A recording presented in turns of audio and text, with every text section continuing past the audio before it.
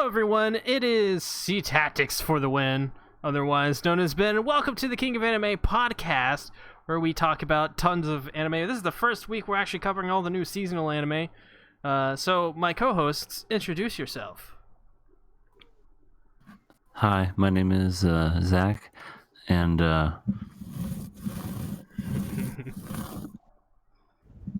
Some ASMR with Zach there.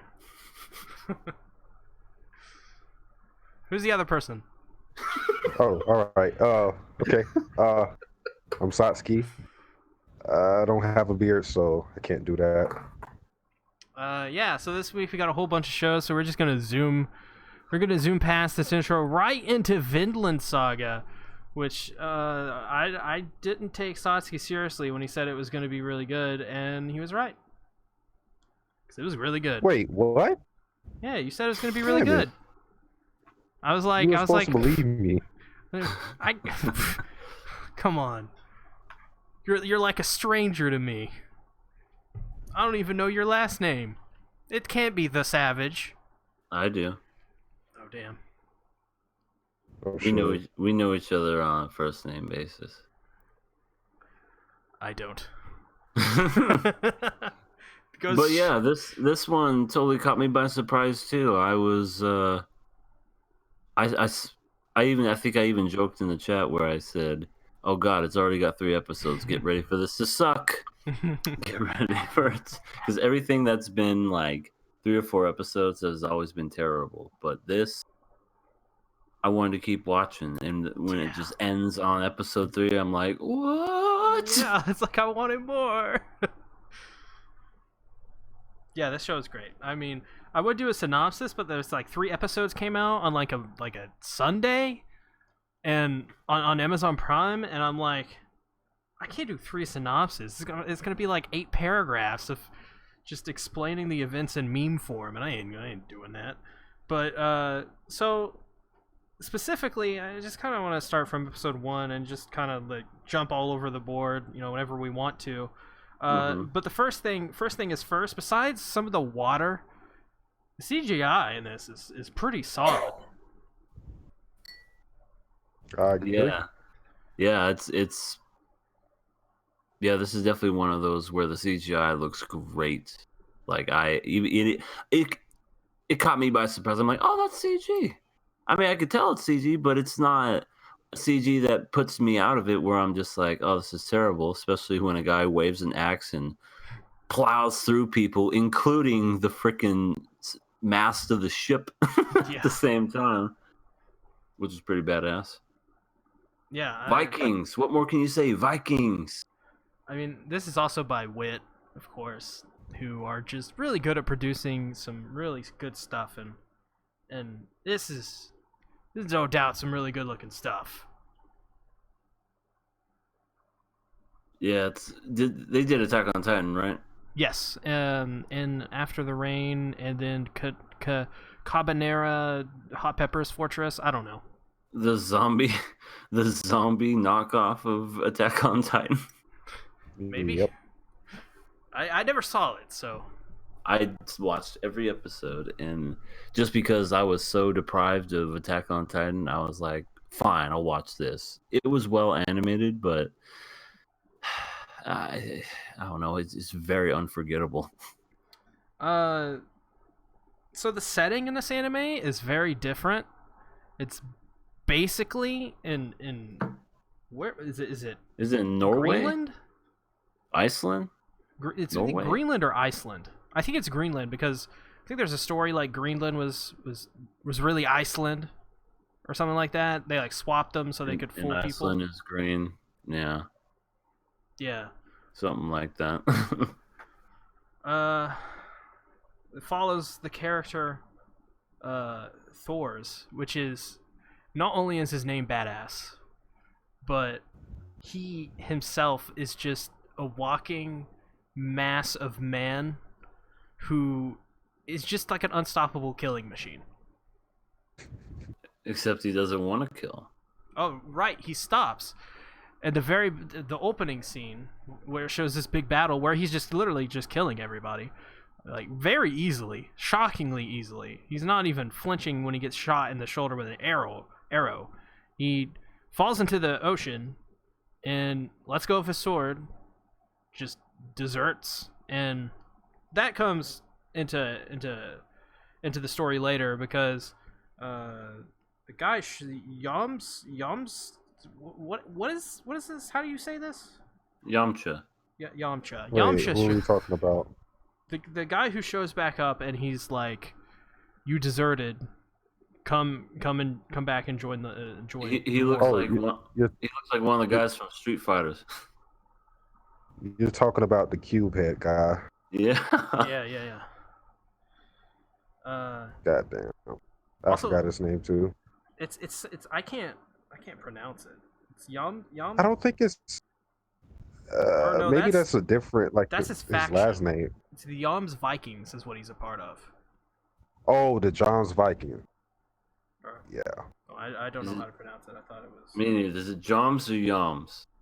it's supposed to be John's, but Okay. yeah, it's supposed to be John's Vikings. Also, Leif Erikson is in this anime. Freaking what? This is a missed opportunity. Where's the red beard? Where is the red beard? Happy Leif Erikson Day. You're hungry. I guess he just didn't want it in this one.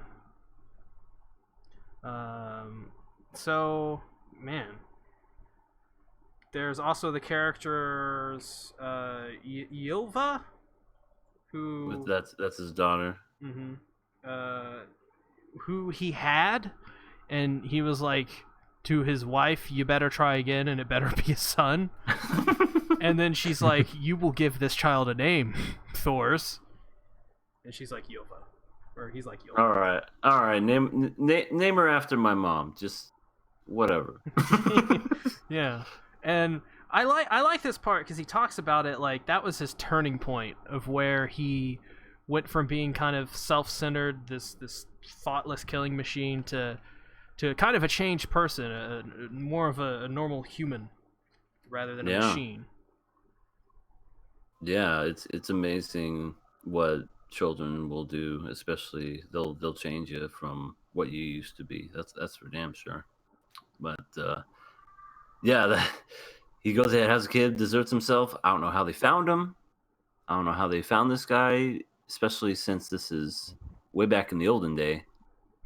I mean, it's not like they could like Facebook and be like, "This mother, there he is." He's been hiding now in Greenland. Right? But they just happened to find him miraculously.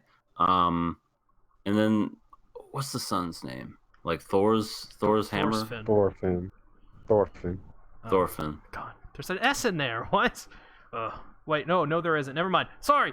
False alarm. He snuck onto the freaking ship when they went to battle, and his father whooped his ass. I would have done the same. You're not gonna go to war at this time. And I mean, he lightened up to it as well because it was like he knew this is going to be like one of the last times he's going to be around his kid. So yeah, there's also that. Thor's is very smart in this because he knew something was going on here, and he didn't want all of the people in his village to go to war for these Vikings, and so he concocted this plan to where he could save them all, and it didn't work. It's actually more of an assassination attempt on Thor.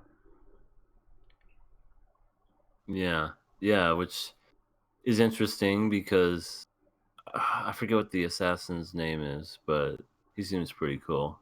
He basically asked Squarehead, he said, why don't you just kill him yourself? And he's like, I'd rather not talk about it. So it almost makes you think, well, it definitely keeps you interested. You're just like, why doesn't he just kill him? Because he could have. In that village, he could have just said the word and just wiped out that whole village. Oh yeah, for So sure. it's just like it begs the question, why is he hiring someone else to do it instead of getting his hands dirty? Satsuki, have you read this manga? I have, but I can say this because they did answer why he didn't kill him in a village. He said it's because Thor's literally could have killed them all. That's why he was scared to do it. Oh, so it wasn't a matter of they could have done it. It's a matter of he could have eliminated them all by himself. Damn. He could have done that, and he was scared to lose his own men because he would have to explain that. He was scared of the possibility of mass casualties due to one person that is basically retired. Yeah, and this seems like a personal vendetta too, as well. That's crazy. I didn't know this was based off of manga either. Well, I guess everything's based off of manga anymore. Just assume that. Most things are. But series like this definitely are. I don't know why that is. These long spanning epics like Berserk and the other one. The other one like Berserk. This one. The other one and this one. So yeah, they find a slave. They bring the slave in. They try to bring him back to life. They're successful eventually, but then he quickly dies again. And this guy comes by. What is his name? I don't have it anywhere in my notes. He ripped off the other dude's face with a chain. Yeah, which was awesome. Yeah, and he Thor's to let this slave go free. He decides to trade. I think it's like 6 goats or something like, or sheep for it. It was 8 sheep. 8 I think sheep. he said 4, and then he said double it. Wow. Which at the end of that episode, Ylva's like, "Why did you do it?" Like just crying. Yeah, like he literally died 2 seconds after you made that deal. Which I kind of felt the same way. Not to sound mean or whatever, but I think I understood why they kind of did what they did. Was they wanted to show what kind of person Thor's was that he was that much changed, where maybe back then he would have been like, yeah, here you go, whatever. Maybe even not even tried to save him, just let him die. But they go ahead and show him he's better than what he was. Mm-hmm. His family changed him. So yeah, I think that's pretty much all I want to specifically talk about. What did you guys notice? I get a lot of Game of Thrones vibes. I don't have a good feeling about Thor's. He reminds me of Ned Stark in a bad way. Yeah, I feel like Thor's. I think because I'm not gonna go into promotional material stuff, but Thor's definitely feels like a character not long for this anime for me. Oh yeah.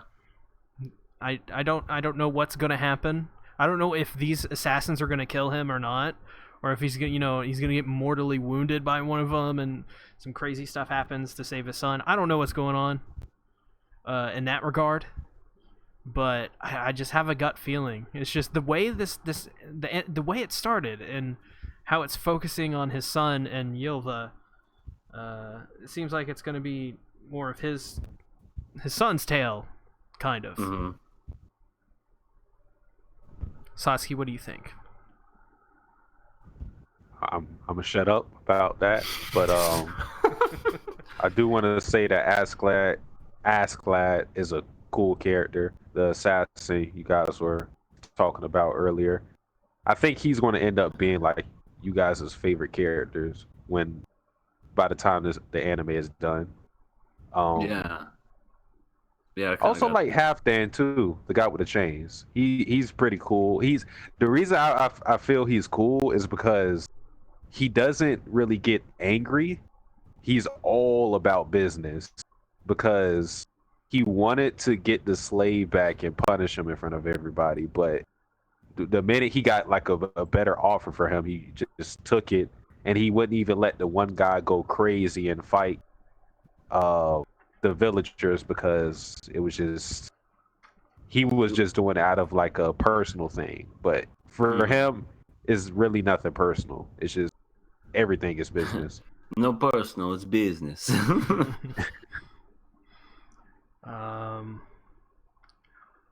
Final thoughts on Vinland Saga. This is easily one of the more interesting shows of the summer, and it's already got me hooked. It's got good characters so far, and it actually makes me care that if any of them were to die, which I have bad feelings, some of them are, and I want to watch more. Bring it on. Yeah. I think it's the best anime for this season. Yeah. I'm giving it.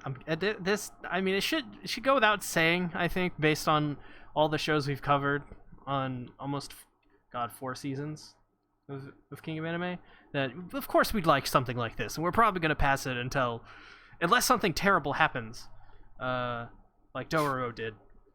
This is getting a pass every week, just triple passes out the wazoo. There becomes magic girls just come in the next episode. Thor's turns into a magical girl after he gets a magical. Oh my god. He gets cornered and then he does the Sailor Moon pose. He transforms. I thought you guys didn't read the manga, but all right. If that happens, this may be the best anime of all time. Simultaneously the worst. Mm-hmm. So yeah. Ready to talk about the next anime? Too bad! Kanata no Astra, aka Space Stuff. Episode 2, Wilderness. The Astra crew land on planet Villavers. They have a bunch of interesting names, like Mikpa. And take in all that this planet has to offer. But when Phoenicia gets in trouble, Kanata is there to save Phoenicia with ultra jumps. But there's trouble yet, as there's the communicator in the ship's broken, and who did it? It's got to be someone on the ship.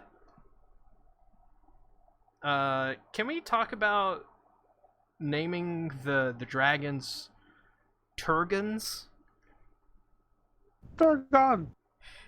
What is Turgans? Turgan sounds like something you would hear in Star Trek. So Turgans. Ares saw one of the dragons, and she's like, it looks like a turtle, but also a dragon. Let's call it a Turgan. Oh. Or well, she says Turgon. I would have preferred a dirtle. Like that. That sounds a lot better than a Turgon dirtle. Look at that dirtle, flying dirtle. Oh my god, it sells itself. Dirtle sounds like something you it's like a weird alternate version of a dead leg. Oh god, I got a dirtle. Damn it, Matt! Why'd you hit me with a dirtle? Neither of them sound intimidating. It needs an intimidating name because that thing was going to kill Phoenicia. It seemed like. Yeah, no, it was a horrifying creature nonetheless. And Ares is like, it's so cute. It's so cute. I want to kiss it. I want to pet it. I want to pet it. You're my little pet. You're naughty. They ate it though. Right, they ate the Dude, damn thing. That one dude just kills it in one throw. Yeah, yeah. Well, he's a decathlete, so he can throw it accurately. But how did he know where the heart is? Right, exactly. It's a planet they don't know shit, and all of a sudden he throws it, kills it on the first try. I don't know. And everybody else was just kind of standing in the background going, go do it. It's like, you can help at any moment. And luckily, Sundura Face decides to pull the cord on those and save everybody. But I'm jumping ahead. No, I mean it's I think we should definitely discuss this part first because that's probably the best part of the episode in terms of the most action and the most memorable parts is this whole thing where Phoenicia gets in trouble, where she goes on the trampoline tree thing, and then It's so stupid. I thought it was funny in the first part of this episode when they're all like, "Look, guys, I'm like, oh my god, it's gonna like launch them into the air. It's gonna swallow them. It's some like horrific creature." I was hoping it was a Venus flytrap and it was gonna eat him. Oh my gosh. Yeah, I thought it was like some Mario thing. These characters, not very bright. They deserve everything that's coming to them. They're like, oh look, mushrooms. Oh look, a jumping whatever. You know. They also just. I mean, okay. Oh, continue. Yeah, I was talking over you. I apologize. No, it's no worries. I was just about finished. They're all stupid. They at the end they're eating all this food, and I'm like, what if that weird like fruit thing you're eating with eyeballs turns you into like a raging like goop monster, like like. And like, I mean, what they could have done is like had the ship like analyze it, because they have these things that can analyze it, which is that's totally fine. They have the technology to travel past the speed of light. They can do anything, but they didn't establish it, and so like that it's a small hang up, honestly. Like it isn't really. It's not like game breaking, but it is a plot hole. It's a hole, no matter what. It's there. Yeah, my favorite part of the episode was when Kitari, I think that's how you say her name, when she was just spazzing out on her sister, who's not her sister but looks exactly like her. Yes. What the hell is going on there? You're not my sister. We look exactly the same. Exactly. Yeah. I was like, wait, is she lying? Just like. Because there's no way that they're not actual. It just can't be true. Like even now, I'm still skeptical. I'm like, I don't know. You guys look exactly the same. But yeah, Phoenicia was like, here's the screenshot. She was like, can't we all just get along? And then she just glared at her like, can we all just get along? Hell no. I felt so bad for her. So bad for her. To be fair, they actually the development for Kitari and Phoenicia were pretty good this episode, though. Nah, I think it was a little bit forced, to be honest. Like she, to me, I'm a fan of seeing and not being told. Like I think that's really good storytelling. She was like, "I'm this way because I don't know what love is," and it's like, yeah, we get it. You don't have a daddy. Your mom always works. Sure, I've never seen it, but that's what she was saying. And first of all, if her mom's always busy going to the working as a doctor, why would she adopt another girl? But then all of a sudden, that answered it right away, and she's like, "Oh, I had to make a promise to a friend or something."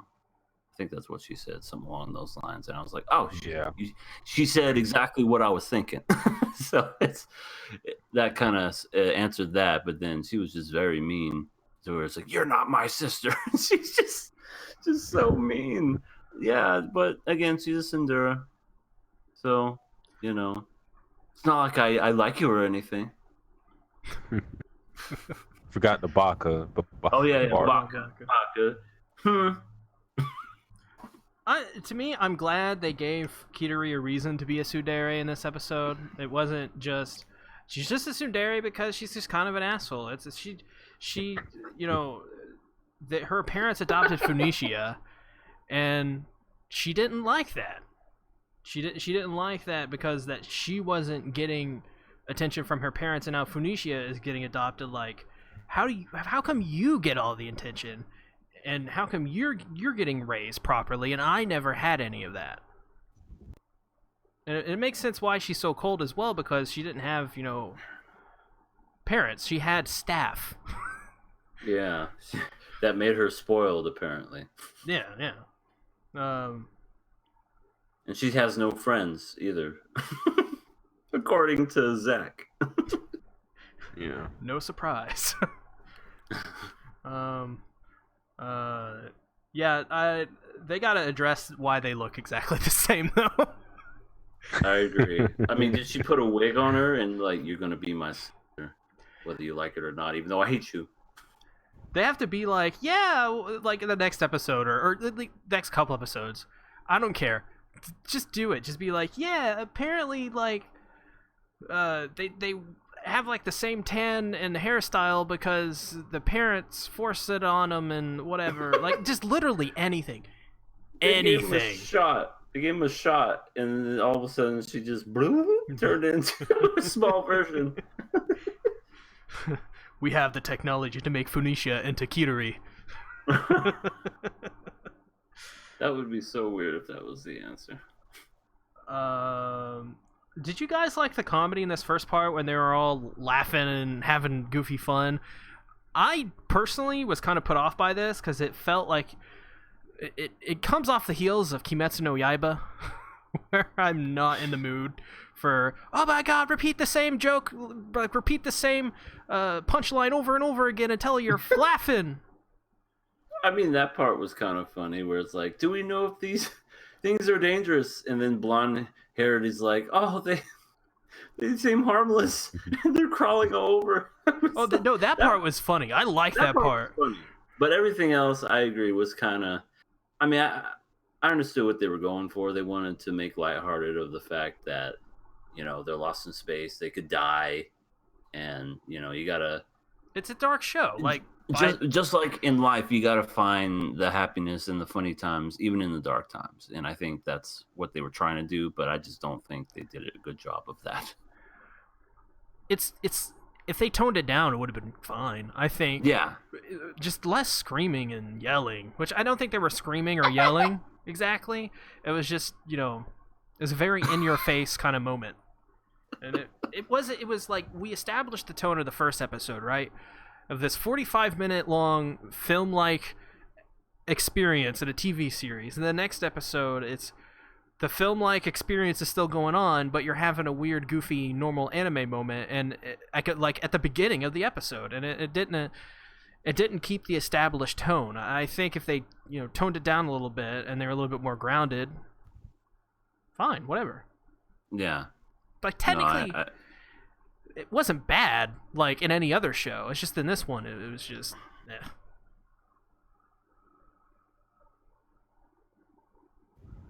Pregnant pause. Yeah, well, I was gonna say another issue. I didn't know if Sasha was gonna say anything, but another issue I had with this show is they're not very consistent with whether they want to keep their helmets on or not. Keep them on, take them off. Is any planet where I guess every planet's where you can breathe oxygen? You know, there's not a planet where it's uninhabitable and you have to have your helmet on all the time. But... I think that's another thing where they have to establish like our suits, like we've established in this episode specifically that they can like zoom in on creatures and get like a basic breakdown of like kind of what they are. Like their suits have the technology to do that. They haven't established that their suits can detect breathable surfaces or not, or if the ship can. It's hit or miss in establishing these small things that it's not like breaking the immersion of the show. It's just it should be addressed and it's not. Agreed. I like the mystery sort of in the series. We have the spear, and that was brought back up, the wormhole spear thing. Oh yeah. Yeah. Yeah, it actually came back. It wasn't brought back up. It actually came back up. Like it just started chasing them again. So They were laughing, having a good time, and then all of a sudden, there's the spear again. Yeah, we just don't know why that is. And now we have the whole thing going on where apparently somebody has been messing with the ship, tampering with the ship. So there's that. We all know who it is. I don't. Please tell me. Well, first I think thing, Sasuke is going to be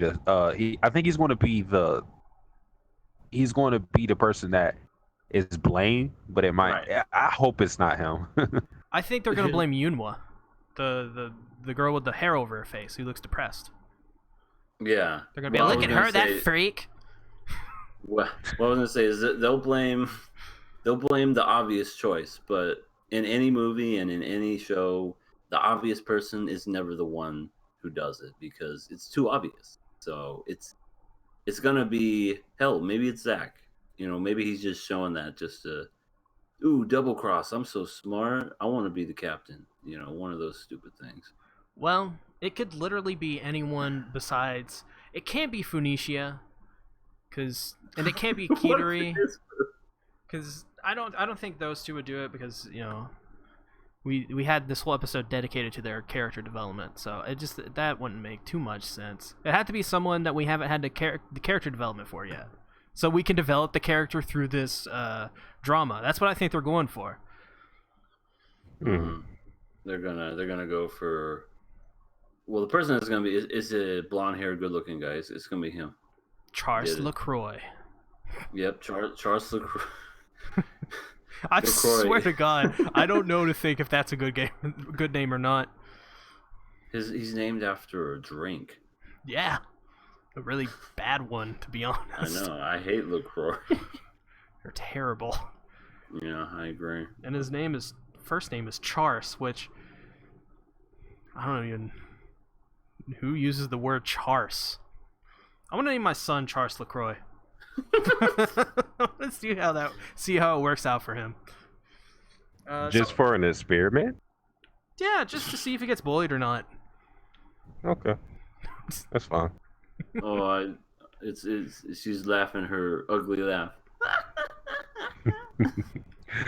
oh man, fucking Aries' laugh terrified me. I was like, is that Aries? Like, did my speakers like mess up here? Like, do I need to replace my speakers on my computer? What the hell's going on? Nope. I'll get you, my pretty, and your little dog too. They have a so this is something they established actually with the food. I forgot. I'm sorry. Earlier we were complaining about they were eating this food and could turn them into goop monsters. They have a food tester, and if it's good, if it's safe to eat, it says yummy. So they established that. Yeah, that was weird. And it was funny because it was Zach. He's like, "You did the voice for it too, didn't you?" Yes. Yummy. What if it's disgusting? Gross. Oh, they actually did upload her laugh on YouTube. They did. I just did it. Yeah. Oh I just typed it in to see if somebody else is like interested in that as well. Oh, I have to hear it. Here we go. 5 seconds. It's the new Falali cry. Oh, that is a weird sounding laugh. So let's talk about the wormhole thing that keeps showing up like a... I don't know what to think about it. I can't tell if this is like... I can't tell if I'm annoyed by this or not because it's not explained. Like, it just keeps happening and I don't know. Oh, I'm sure it's gonna... They have to talk, like, they'll eventually say what it is. I have a feeling it won't be until towards the end of the show. But what if right now it's just a mystery? What if the wormhole is a traveling bookcase? What does that mean? Oh God, you guys haven't seen Interstellar? Did we talk about this last week? Yes, we did, and I said no, I haven't seen Interstellar yet. Oh God, people in the chat. What if it's a traveling bookcase? Chat.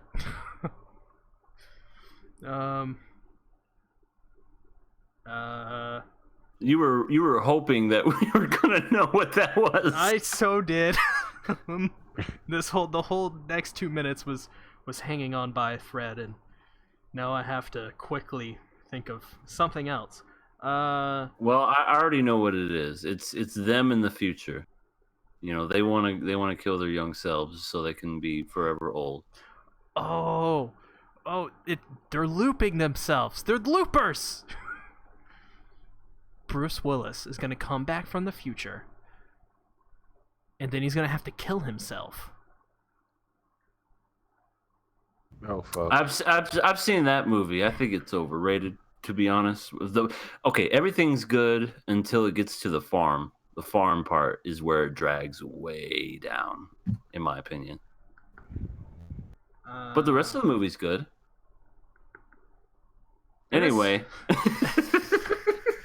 So, we forgot to touch on this. Kanata,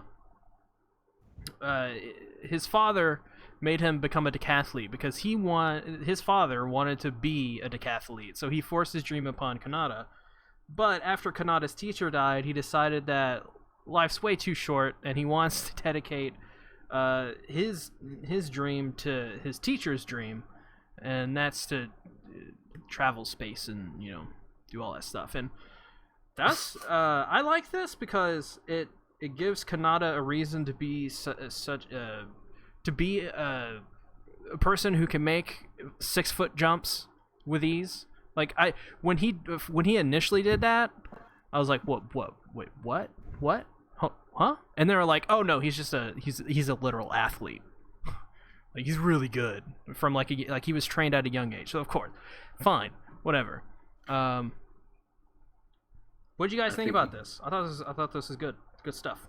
I think you just established who the villain is. It's Kanata's dad. Kanata's dad. Because he didn't want to be a decathlon or decathlete. Yeah, he wants him to give up on his dream of becoming going into space. Holy shit. He created this wormhole spear.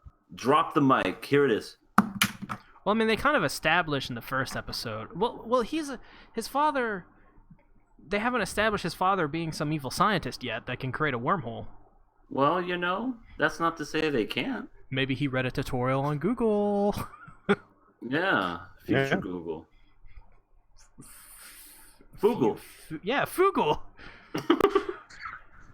I was gonna say Fugle. I'm like, isn't Fugle already a thing? I mean, bugles are. Bugles. God damn it, we did the same thing. I like this episode. It's fun. What are you guys giving it? I'm giving it a pass. I want to kill it. I'm not into this show anymore. But I'll give it one more shot if it means. Well, that depends. If it means whatever. But yeah, says. it's on the Sasuke, but I personally want to kill it. I will pass it. But I definitely feel EA's concerns. Not only is it because I don't think this episode was like great or anything. I thought it was okay, but also I'm trying to trim down fat. We're watching a lot of anime, so this is true. If it's not meeting certain standards, now if this was the fall, it would probably get a pass every time. Oh, this would be the best anime of fall, straight up. Yeah. This and Slime Daddy would be neck and neck. it's so much good anime right now. So it has to not pick up the pace, but pick up the quality a little bit, I guess. Yeah, I agree with that. I think EA's totally right. We spent this whole segment talking basically about all the plot holes in this episode, so I mean, we definitely don't disagree on barely anything. It's just, yeah, it was a fun episode. I liked it. Lots of plot holes, nothing that, I don't know. It's okay. Like let's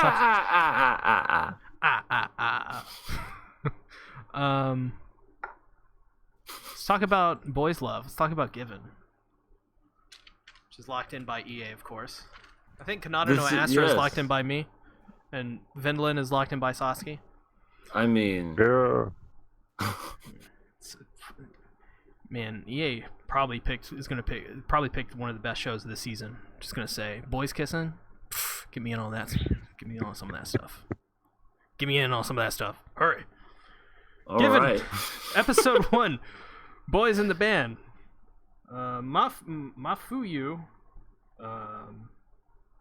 He has a guitar, and he sees a very terrible thing. I assume someone is hanging from some type of ceiling, and he breaks a string, and he goes around just holding this guitar, and he's sleeping in school on the top of a staircase, and the man Ritsuka shows up, and it's like, what are you doing? And Mafuyu's like, he just gets up, moves out of the way.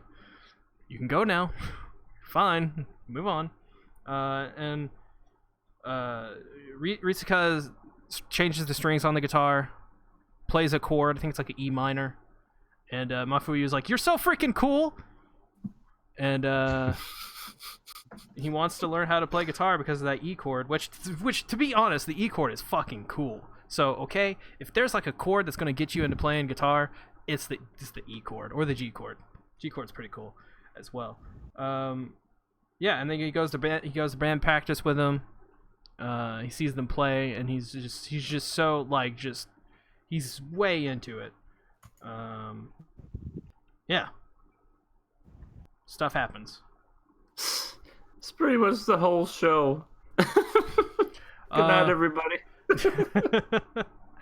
I mean, that's pretty much this episode. Is this Mafuyu gets into guitar? I mean, that's and Ritsuka's there.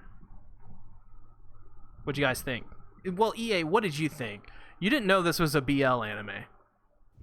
Yeah, let me start off by saying I didn't know this was a boys' love anime. Not that that's a bad thing or anything. It's just, it's not my type of show. I thought it was going to be more focused around music and people trying to, get through life or whatever. I don't know. I figured it was going to be something along those lines. Because I've seen, I don't know, is Free considered a boys' love? It is definitely something verging on that. Yeah, because I've seen that and I thought it was pretty good. And I've seen some actual BL and I'm just like, not for me. But I don't know. To me, this one, I mean, if you want to get the first episode established and you want your audience to be like, okay, hooked, it didn't hook me. It's literally just this one guy just following it. Like, I don't even know the names. Like, the one guy was like, this guy's a damn lost puppy. He just keeps following me.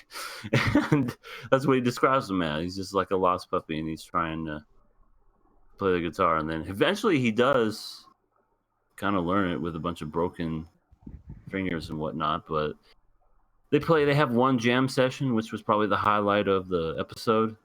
But other than that, I don't know. There's really nothing going for this show, and I'm a little disappointed, to be honest. I freaking like this episode. I like this first episode. I don't know what to say.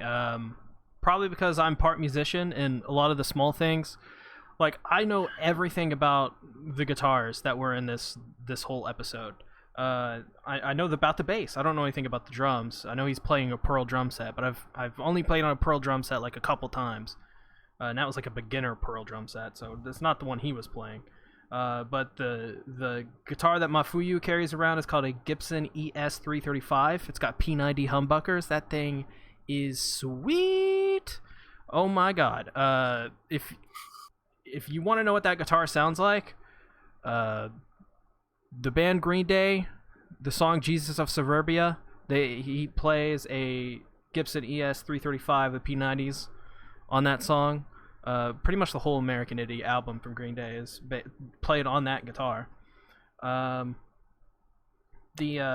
other guy, the other guy, Ritsuka, he's playing a Telecaster. The Telecaster is one of the first electric guitars. One of the first of its kind.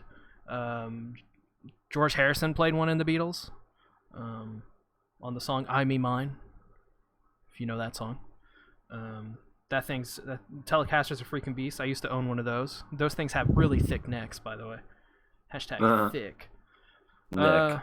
The bassist was playing a Fender bass. I can't remember. I think it's like a Fender P bass or something like that. It may not be a P bass because if P bass is a smaller version of that bass, I can't remember what that bass is called. But that is the gold standard of bass guitars.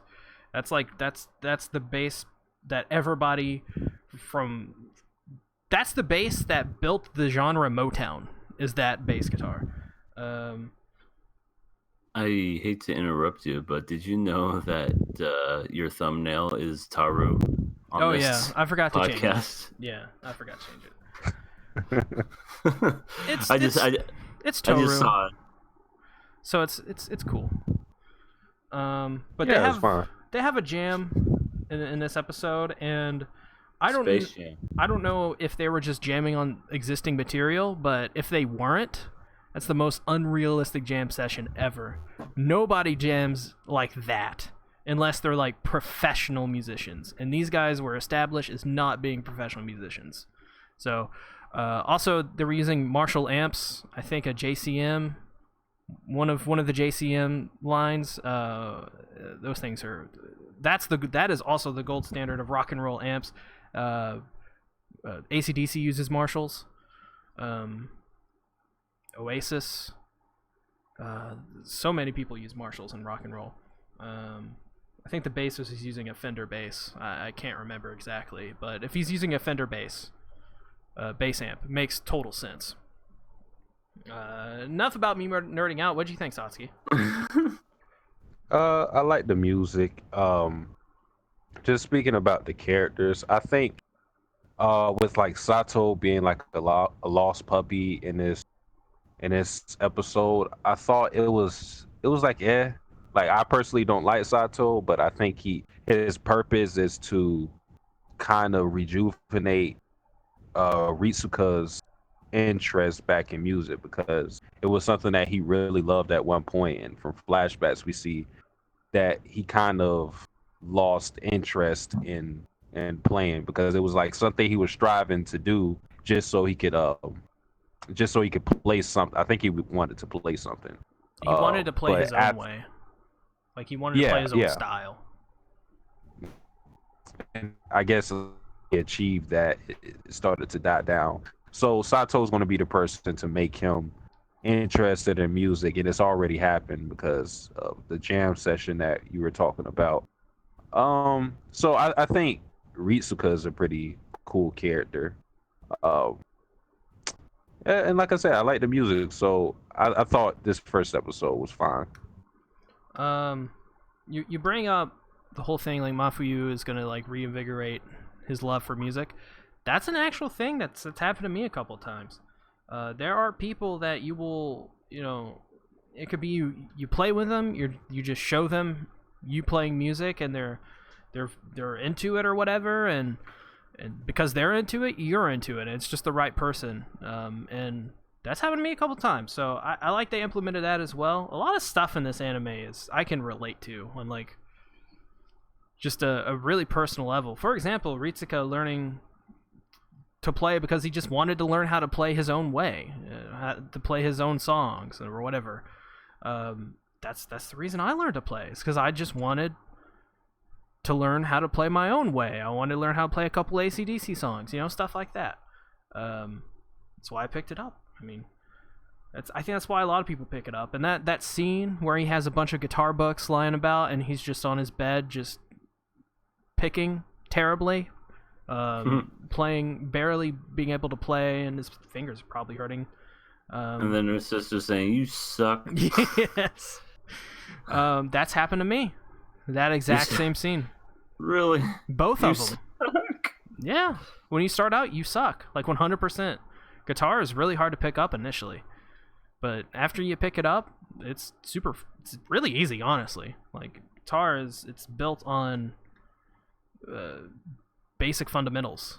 And you take those fundamentals and you make your own thing out of those fundamentals. And fascinating stuff. Other than that, I like the episode. I think I liked it way more than you guys because you just heard me talk 20 minutes about this stuff. So, as an anime though, I'm gonna have to be in agreement to you guys and say that it was probably fine. Okay. Like, I don't know. Yeah. Yeah, I mean, I thought it was better. Me personally, I thought it was better than the Kanata no Astra episode. Yes, I did as well.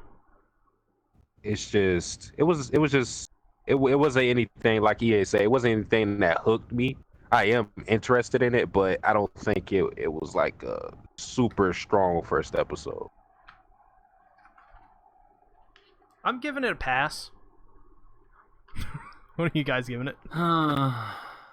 I guess I have to have faith in my own pick. So maybe next episode will get better. So I'll pass. Because it wasn't so terrible, but I guess I was just more disappointed than anything else. I feel that. I forgot what did I pick last season? I think I picked something bad. Wait, did I pick Duroro? You didn't pick anything last season. Oh yeah, I was like, I was like, please, no more. I was like, no more.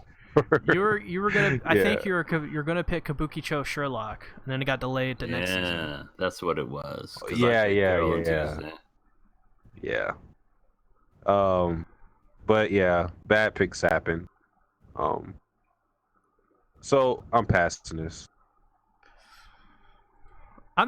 Dare I say that these two anime are on like a chopping block, but like not because, like just because we're watching so much anime this season.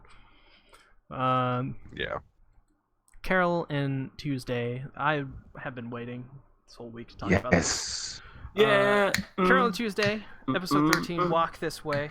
Carole and Tuesday need producers, so they go to a rough looking neighborhood and play their music to lure out a producer who looks much like Rick Rubin. He looks like a homeless Santa Claus. Turns out it worked. Just maybe not in the way they wanted it to, because he comes out with an axe and he plants it into a cement wall rather easily, and he's screaming, yelling. First off, this guy's design is 100% based off Rick Rubin. If you don't know who Rick Rubin is, Google image. He's done a lot of people's music. Yeah, he most notably ruined one of the Metallica albums. Which one? Death Magnetic. I didn't think that was too bad. No, he ruined the production of it. Oh. It's like really distorted, and like all the levels are messed up, and it was mixed terribly. The one after was better. Oh yeah, that was really good. Anyways, Carole and Tuesday. So they start off on the Allen Show, which is obviously kind of like the Ellen Show. Yeah. Much like Mars Brightest was America's Got Talent or the X Factor. Turns out they're famous now, and they don't really know what to think about that. They show a bunch of clips of people talking like how they're affecting them and how they know Carole and Tuesday. And Carole or Tuesday is really shy on live TV. She starts kind of freaking out a little bit. I thought that was adorable. Mm-hmm. Yeah, they're still not accustomed to the fame. Freaking new opening and new ending. Oh yeah, that as well. Yeah, that too. That caught me by surprise. I thought they were going to keep the same one, and then I was like, "Oh, pleasant surprise! All right." In the interview on the Allen Show, they're asked about Angela, and they say I don't remember what they say, but they basically got misunderstood as dissing Angela. Mm-hmm. Oh, I didn't really think of her. Oh, you don't even think of her? She's like non-existent to you? Okay, like, no, we didn't mean that. Yeah, they asked her if she was a rival to them, and they were like, "Oh, we don't really. I didn't think of her like that, because they're just making music. They're not thinking about other people." And then they were like, "Oh, so you don't even consider a rival? Good damn." Do you think Alan's last name is DeGeneres? Maybe. I mean, this anime has a lot of references. Yeah, it does. We had we had Donald Trump. Like Tuesday's mom is like Donald Trump. Really? Yeah, I guess in a way. I wasn't even thinking of that, to be honest. I was thinking more Hillary, but that's just me. Oh, okay. we got that too. Yeah. Mm-hmm. Yeah. But yeah, there's a lot of, I guess, like it borrows a lot of things from today in modern society. That's for sure. Angela's got a new single out called "Breathe Again." That's right, and she sang it right in front of everybody. Yeah. The whole world was watching.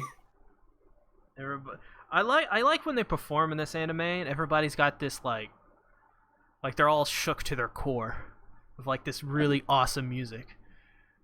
It's cool. It's a cool little touch.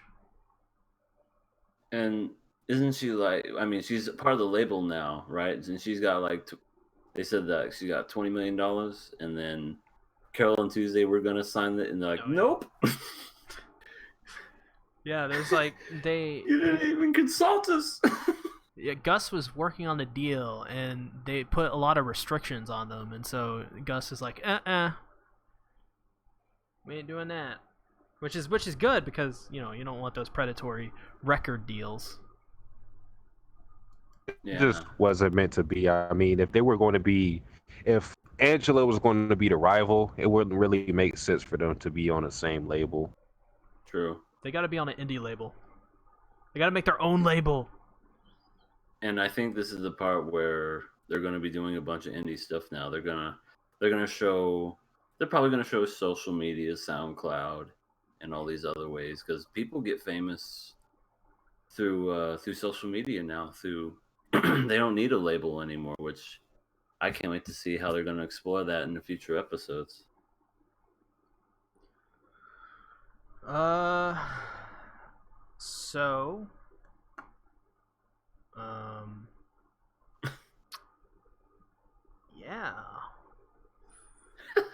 That was funny too. Carole doesn't want to meet her new parent, or not her new parents. Jesus, Carole doesn't want to meet her parents. That's something that we got in this episode. But she did secretly. Seems like it, because Dan helped him out. Who's Dan? Dan's the man. I'm trying to let you guys talk, by the way, because I've been talking too much the first part of this. So. No, I was thinking about, because we have Tuesday, whose mom is a politician, and I was wondering like where like that didn't really tie into the music. Not really. I mean, it kind of does when she is trying to kind of like shelter Tuesday, and she's trying to limit what she's doing. But when she brought up the whole the portion of the deportation of the illegal immigrants on Mars, I was thinking that's probably her tie to Carole, because Carole is probably an illegal immigrant. And if that's the case, then if there's a background check on her, then that could be another a plot thread to her. I was thinking the exact same thing. That came into my mind. I'm like, that's going to come up again. I have a feeling. What if Tuesday's mom is Carole's mom? And that's why she doesn't know. This is never going to happen, by the way. This is stupid. Don't do this show. Please don't. Then they would be sisters, and then they would have some explaining to do about that Yuri scene coming up. It'd awaken something inside of them. I'll say. And then they watched Okasan online, and they were like, "Whoa, something weird's going on here. We gotta go talk to a shrink." Sasuke, the thing that you posted, all those kids were trying to steal their musical equipment. They're like just walking through. They were just so upfront about it. They didn't try to pickpocket or anything. They're just like, all right, just give me this shit. I know, and like they were just going for it. Like, all right, it's like, hey, get off. It was just so funny to me. We get this, and then we get the homeless Rick Rubin coming at him with an axe. I mean, this is a perfect episode. So let's talk about Toby, aka Rick Rubin. What do you guys think about him? I mean, from the 2 seconds we saw of him going, "Aah!" I guess it's fine. I think he's going to be one of those characters that he's like a really good producer when he like actually listens to the music for a moment and he calms down and he doesn't have an axe in his hand. What do you guys think? Please put down the axe and listen to this song. Yeah, we have characters like that. There was the one guy who was on a lot of drugs, but he was a talented musician. I forgot what his name was. He wasn't really that important, but he was the guy that ran off the stage. Carole and Tuesday. Yeah, he was the guy that Carole and Tuesday replaced. Or yeah, I think he's going to be. I think he's going to be a character like that where he has a lot of talent. It's just that he has certain quirks and his personality hinders him. I think that's what it's going to be. I mean, I don't know what's his deal. He just has an axe. So he's got an axe to grind. Yeah. That's going to be their new single, Axe to Grind. I would not be surprised if that's actually the case. The name of the episode was named after an Aerosmith song. Walk this way. Which, in my opinion, Run DMC did the better version. I like both versions, but yeah, it was pretty good. Walk this way, just give me a kiss. That song's if you ever read the lyrics for that song, I mean, I know it's about sex. It's a dirty song. It's all about sex. Whew. Put your kitty in the middle. Swing him in the air. What are we giving Carole and Tuesday episode 13? We be passing this. Pass. Yeah. I have an automatic pass for this show. You just play a soundboard of just pass. I need one. Yeah. It's like, hold on, let me go to my Satsuki board. Pass. I am disgusted. No, I don't know what else you would say. Passing this as well. This episode was awesome. I loved it. I love citrus. So you don't like boys love, but you like girls love. No, I'm coming up for a soundboard for Satsuki. Like that would be something you'd say. Citrus, pass. We got to do citrus for Nakama Club. Oh, jeez. We would not enjoy that. I know we wouldn't. That's even I wouldn't enjoy it. That's how we tear apart the show. We just start going at each other's throats. How could you make us watch this? How could you? We're throwing oranges at each other, knocking over glasses of milk. They're sisters and they love each other. You know what? I'm signing off. I'm going solo. Yeah, pass. I don't think there's one episode in this show so far that has been even meh. Like it's always been good. I would say the weakest episode, even though it was still good, was the robot one where they were making a music video. No. Oh. Even that was still funny. It was funny, but it was literally a filler episode. I just love it when the robot has Jiggy upside down, and he's like, "Say hoot," and he's like, "Say who." Oh, Carole and Tuesday is great. If you haven't already, I definitely consider watching it. Let's. You guys want to get stoned, huh? I mean, I haven't ever tried it before. I'm straight edge. Let's talk about Dr. Stone. Episode 2, and I guess 1 if we want to, really go in that far, but whatever. Episode 2, King of the Stone World, which also sounds like something someone would say if it's like, "Hey man, you want to go to King of the Stone World?" King of the Stone World, man. Yo, bro. You're listening to Tom Sawyer. In this episode, there were 5 Tsukasa, who is basically a giant meathead, and as a kid, apparently was told to get off someone's beach or something. Yeah. Dr. Stone. What do you guys think about the series so far? We didn't talk about episode 1. I don't think it came out then, but I don't know what to think of this show, to be honest. The animation looks great.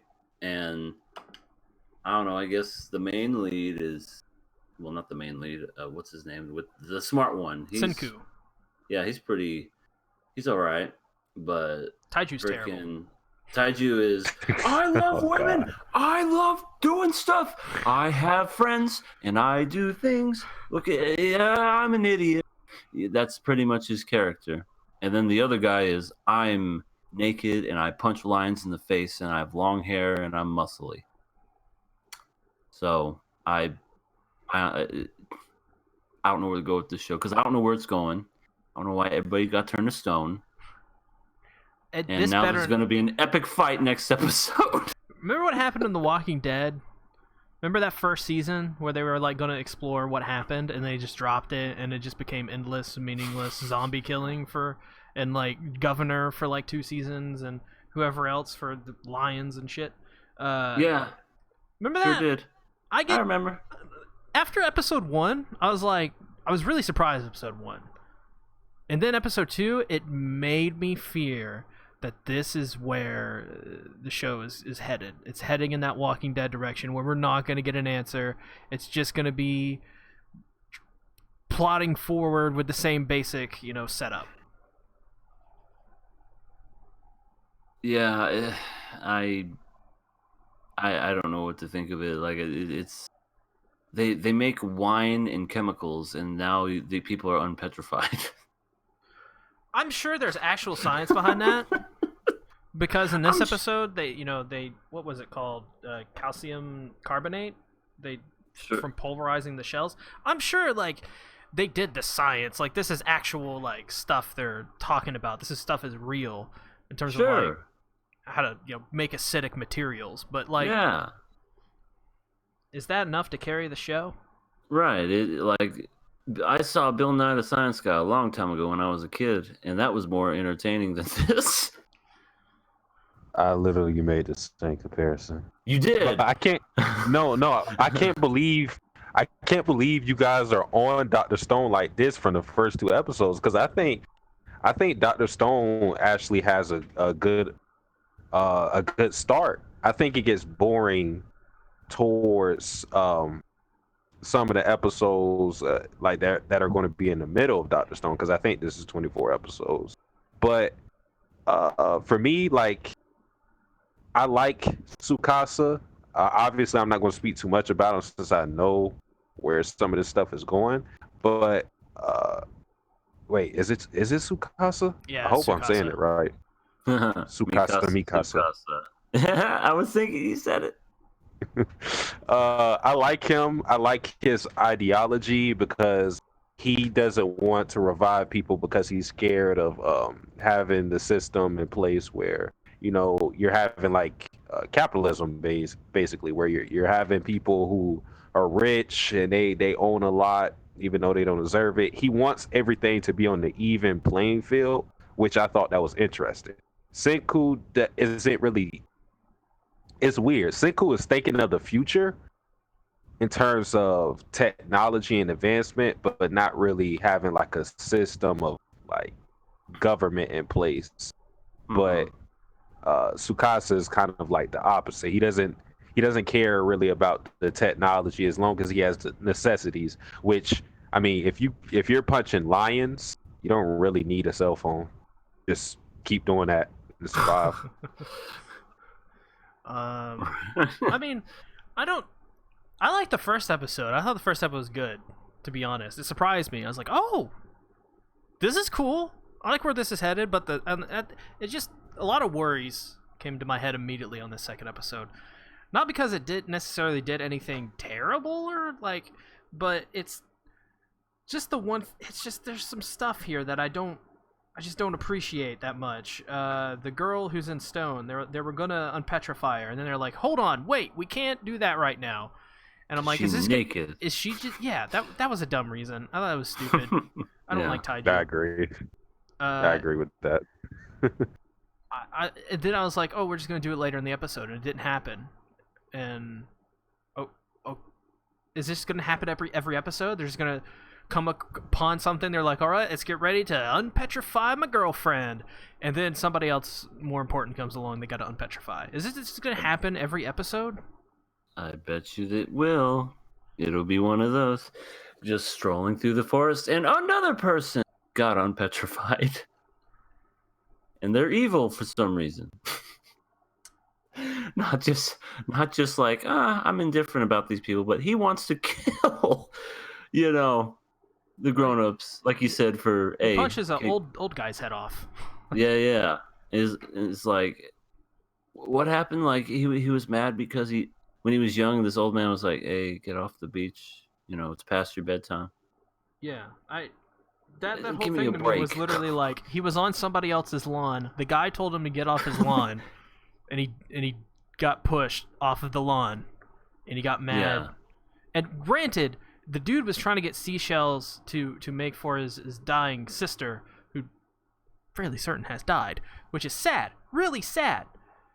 But at the same time, maybe he, I don't know. That felt a little contrived, a little bit. Yeah. It's almost as if they were trying to, like, they didn't know where to go with the story, so they're just like, "Hey, let's make some conflict." Literally second episode. Okay, let's go for it. Yeah, I mean,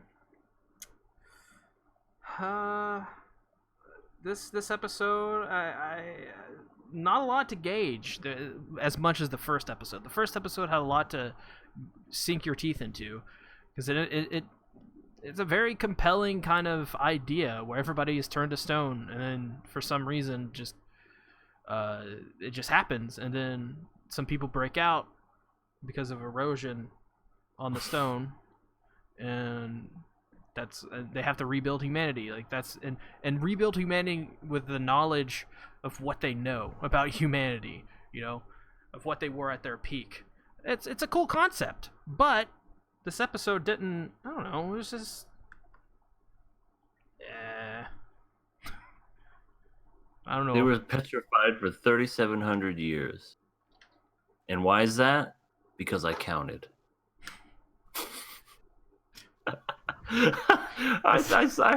heard that, and I'm like, okay, yeah, let's just go with that, because he counted. As a warning, there's a lot of that. You have to take in certain things because Senku is a genius. It's established, but yeah, it's just one of those things where you're like, how does he know all this shit? And they're just like, because he's smart. That's one of the things I personally didn't like about Dr. Stone, and it's also because the science stuff is very heavy. So if you didn't like enjoy the whole wine, for example, there's a lot of that too. There's a lot of them building certain things and scientific explanations, and that's not for me.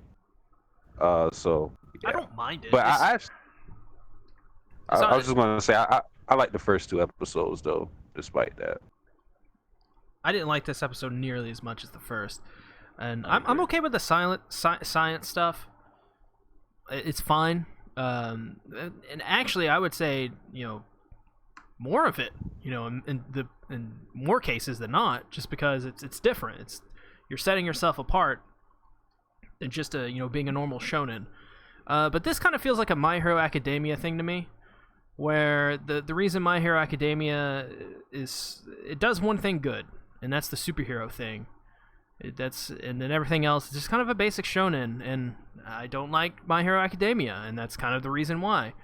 And if this is kind of like just My Hero Academia but science, I'm gonna get a little bored real quick. I like My Hero, by the way, but yeah, I don't. Yeah, this show is not in the same ballpark as My Hero. That's right, I said it. To all the fans out there, is this like a really popular show / manga? It is very popular. There was literally. Well, I'll lose some subs now. I went on Twitter. I don't think I have the screenshot anymore, but somebody said that this was the best anime of the year, and this was from the first episode. They said Dr. Stone over every anime of this year, including Attack on Titan, Oh. and they were serious. Well, I guess they need. You know what? I'm not even gonna say it. I really want to get across right now that I watched this show with an open mind. I like the first episode. You guys can ask Satsuki on Twitter or whatever. Be like, was SeaTactics open minded? Did he like the first episode? I even told Satsuki, because Satsuki did not want to watch this show at all. I was like, uh-oh, Satsuki, I like the first episode. That ain't good. That ain't good for you.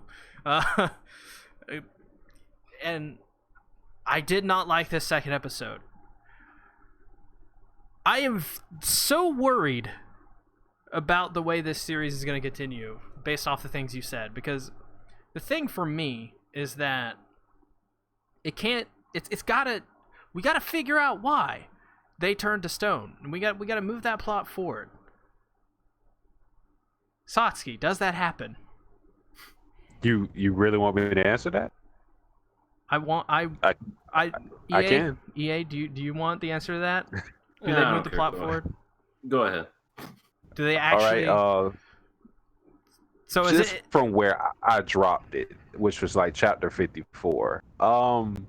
That is it's something that, like, don't get me wrong, it's something that is it's in the mind of the main characters. They're thinking about it, but it's not something that is the focus. Like, oh, we have to find this out. It's really them building a civilization and making advancements.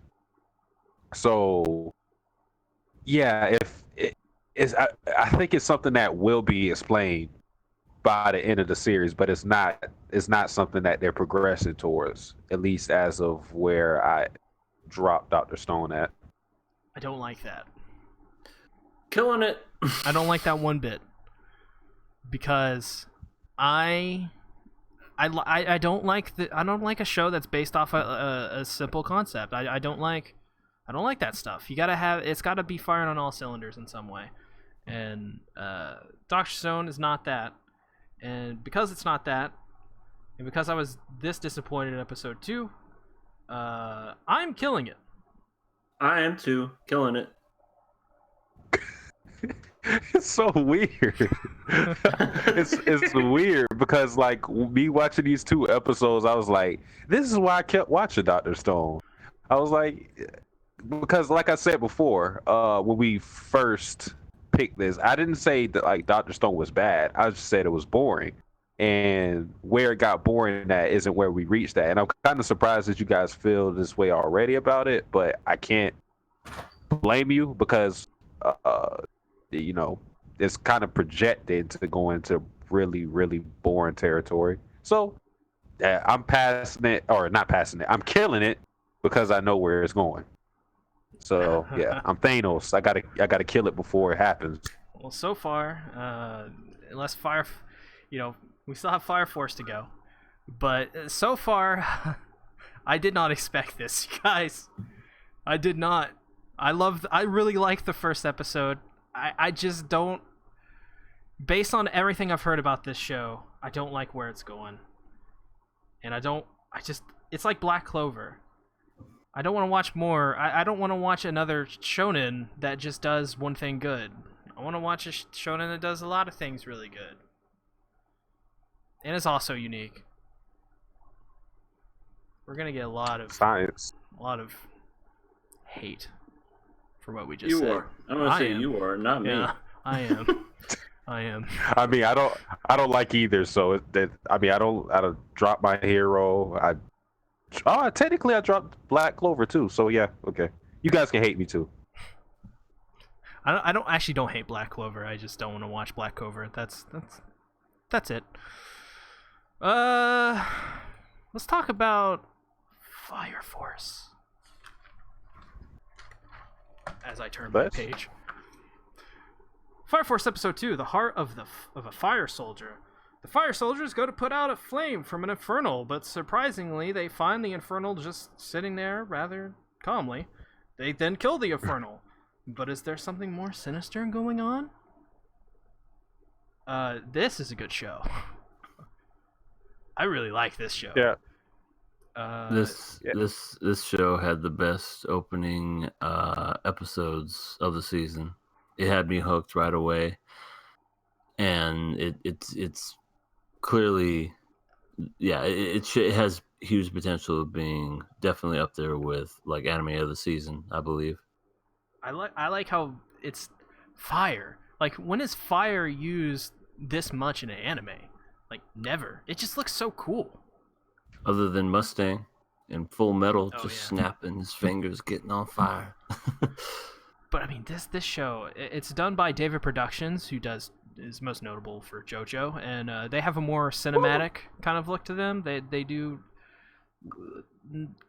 movie-like camera angles and stuff like that, and scene composition, and you can tell this show looks really damn good.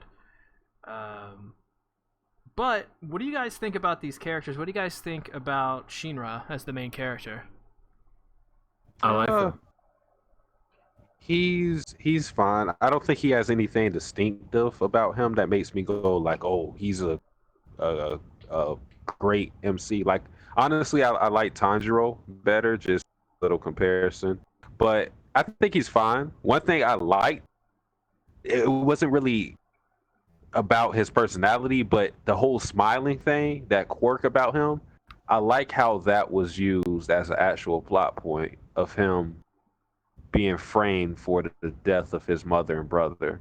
I thought that was pretty cool. That's something that's usually used in One Piece, where you'll have a character who has this gimmick about them, and it's not explained at first. They just have it, but then later on, it's a reason why they're like that. And yeah, I just thought the whole smiling thing was cool.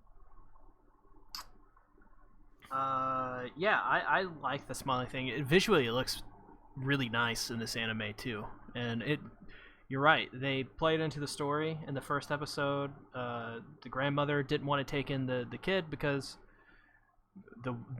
they thought he did it, because of when he gets nervous, he grins like that, and it freaks people out because, like his mother, he has some really the family needs to go to a dentist. that or they were half shark when they were born. Oh God! Don't Shark bring up boy. sharks, Shark please. boy. Duroro. No. Just when you thought you were out, they pull me back in. Ah, shit! Here we go again.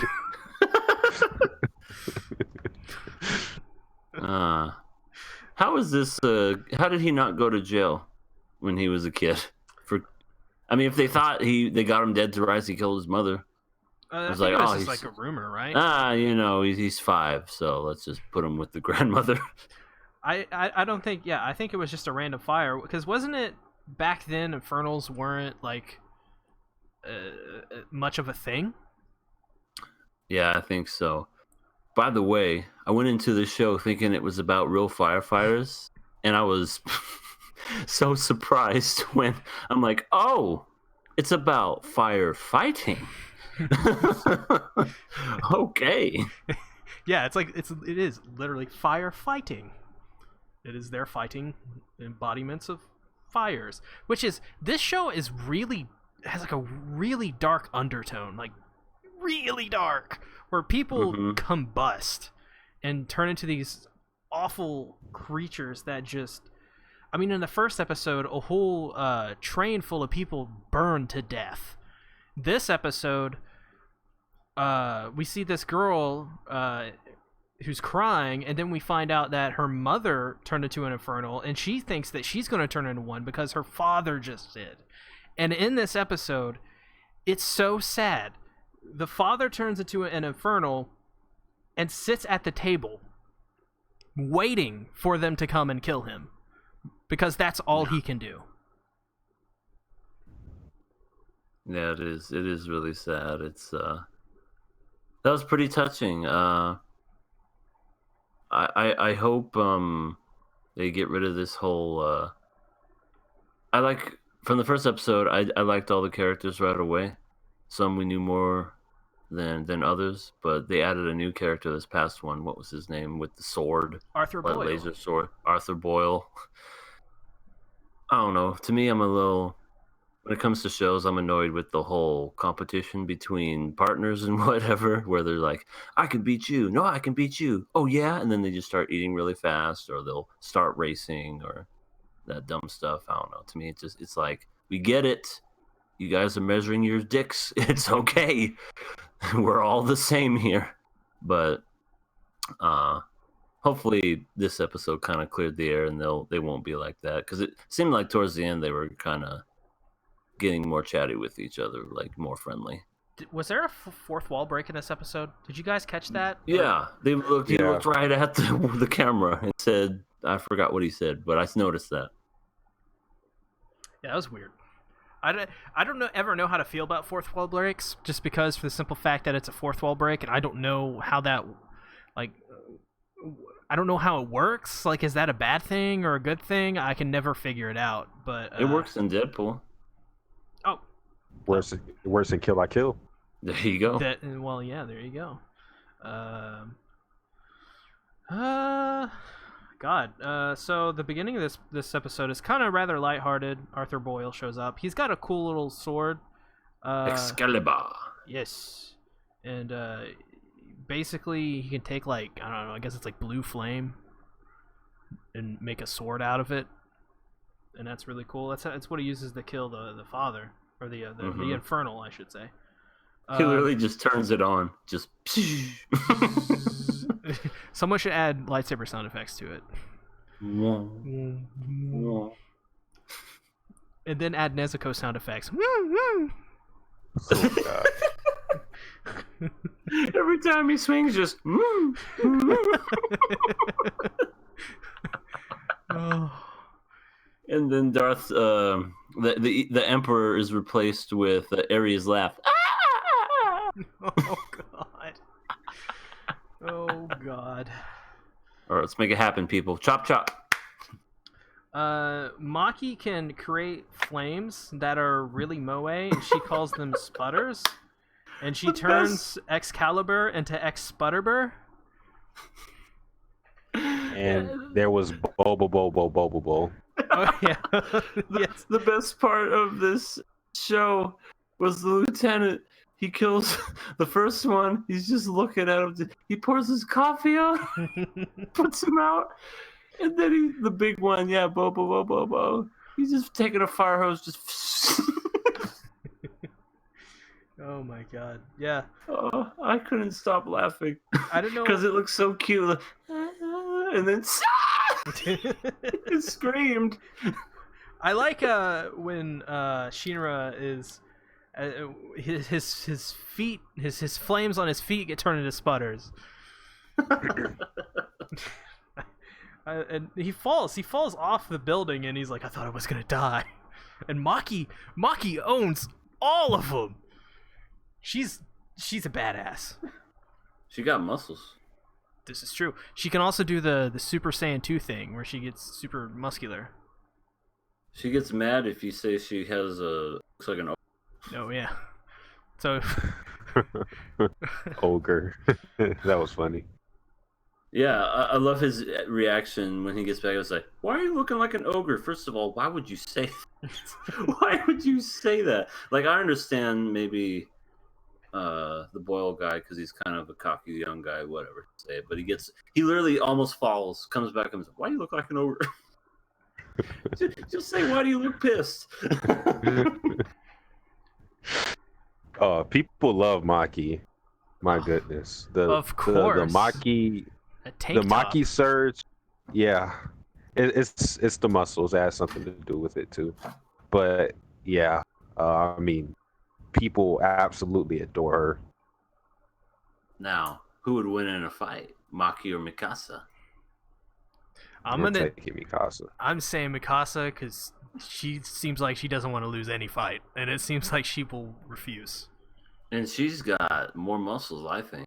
She's got abs. She got them. Yeah, she has the killer abs. Mm-hmm. You can take a piece of cheese and shred off them abs. And then But, there's no sound effect for that, kids. Or maybe there is. It's just shing. It's like, whoa! You just look at her abs. Shing! You know that one where you see shiny, just shing. You're like, whoa! She got abs. There it is. Hello. There's also the other girl. The blonde one. The religious one. Sister. Oh yeah. Or a priest. They do the prayer thing. I think that's cool as well because they don't treat the fuck. What are these goddamn things called? Man. Infernals. Infernals. They don't treat them like. All right. They do treat them like enemies, but they don't treat them like monsters. Yeah, they don't treat them like monsters. They do the prayer thing for them, and that's not. I think it's cool because it's not necessary. They just do it out of respect for the people that are lost because of this spontaneous combustion. Yeah, that is a nice little touch.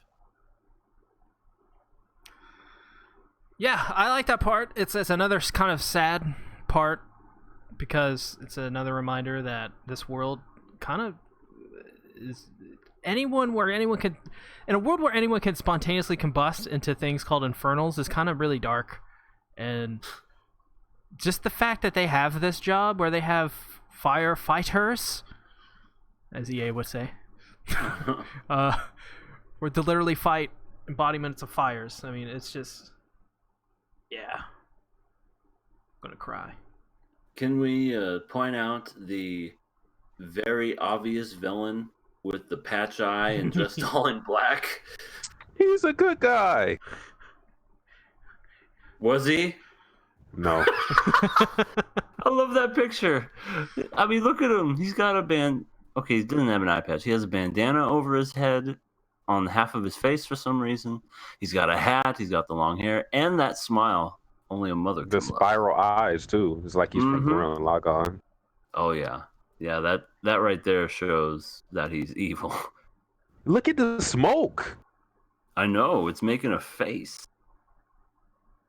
I wonder if this guy's evil. I'm pretty sure this guy's turning people into infernals. I think so as well, because at the very end, they're like, they got to find out why these things are being created. And I think he's one of them. I think he says at one point, he's like, oh, it's just a joke or whatever. I'm like, oh, God, yeah, this guy's right so there. fucking this evil. This is just a little...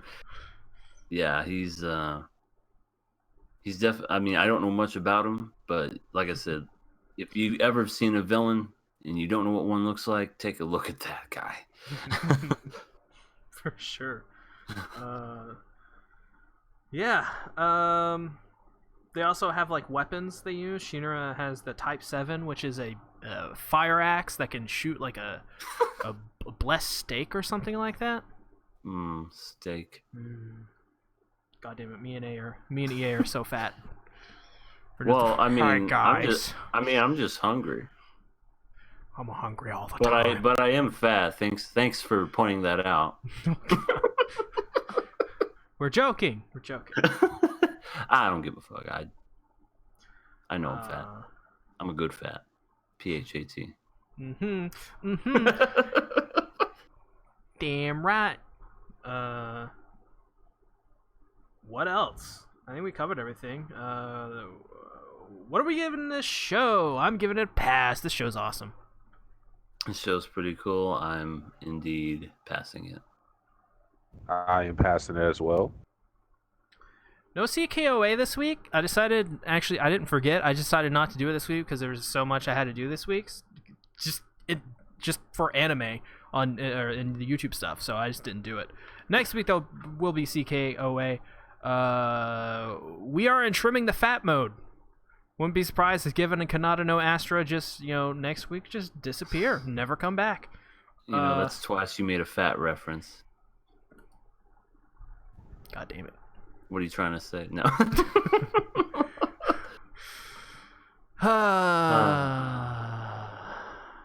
Good season so far, though. Yeah, I'm really I impressed. agree. Also, what else is good is where they can find EA.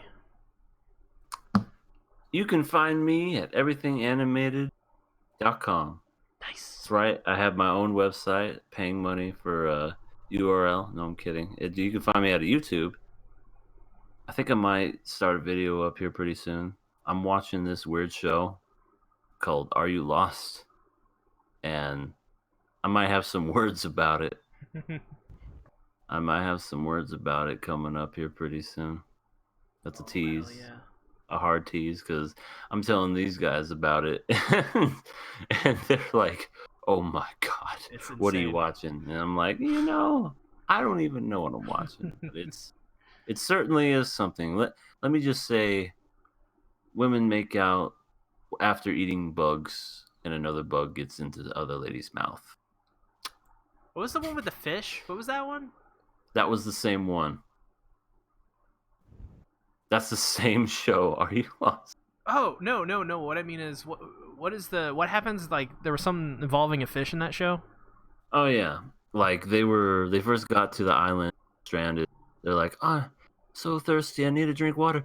And she, this woman who apparently has been lost before and knows her wilderness survival skills, grabs a fish out of water, takes her shirt off, puts the fish in her shirt, decides to like smashes it up till it's to a bloody pulp, takes her shirt and just wrings it out, and the juices go flowing all the way down her mouth, and she's drinking it. Like, that was refreshing. All of them are looking at her like she's insane, and that was the first scene in the first episode. So, Yeah. How does this show exist and Spice and Wolf season 3 doesn't? right? Just how? Satsuki, where can they find you? You can find me on the Twitter. I just finished the Greed Island art for Hunter x Hunter. Nice. So on to the Chimera Ant art, which is long as hell. But I'm glad I'm I'm glad I'm at the end or towards the end, or actually in the middle. Now that I think about it, because I want to make videos on Hunter x Hunter again. But yeah, that's pretty much it for me. SeaTactics, where can they find you? Oh, they can find me on the SeaTactics channel where we talk about a lot of things like anime and stuff. Alright, cool, SeaTactics, thanks. See you next week on the podcast. Bye. Johnny. Bye bye.